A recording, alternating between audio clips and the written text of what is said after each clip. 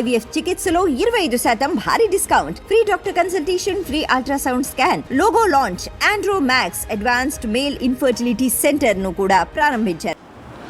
AP CM Chandrababu Naidu ఈరోజు ప్రధాని మోదీతో భేటీ అవ్వటం కోసం ఢిల్లీ వెళ్ళిన విషయం అందరికీ తెలిసింది. నిన్న రాత్రి ఆయన ఢిల్లీ చేరుకోవటం, రాత్రి అక్కడే బస చేశారు. ఈరోజు ఉదయం 10:15 ప్రధాని మోదీని కలవనున్నారు. ఈరోజు రేపు కూడా చంద్రబాబు నాయుడు ఢిల్లీలోనే పర్యటించనున్నట్లుగా తెలుస్తుంది. ఢిల్లీలో పలువురు మంత్రులతోటి ఆయన భేటీ కానున్నట్లుగా తెలుస్తుంది.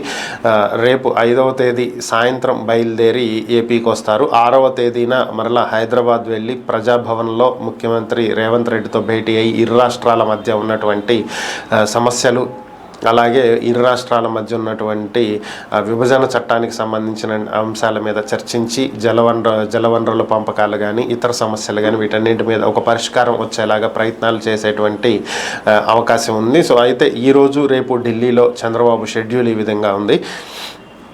ఈరోజు ఉదయం 10:15 ప్రధాని మోదీతో భేటీ అవుతారు. దానికంటే ముందు ఈరోజు 9 గంటలకే వాణిజ్య శాఖ మంత్రి పీయూష్ గోయల్తో భేటీ అవుతారు.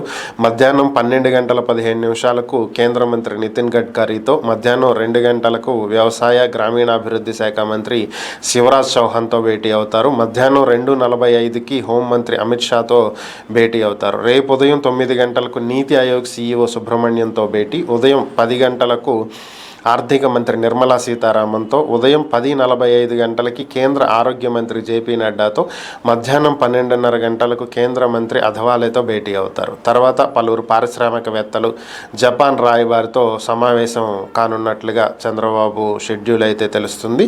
రేపు సాయంత్రం ఢిల్లీ నుంచి బయలుదేరి నేరుగా హైదరాబాద్ చేరుకునేటువంటి అవకాశాలు ఉన్నాయి.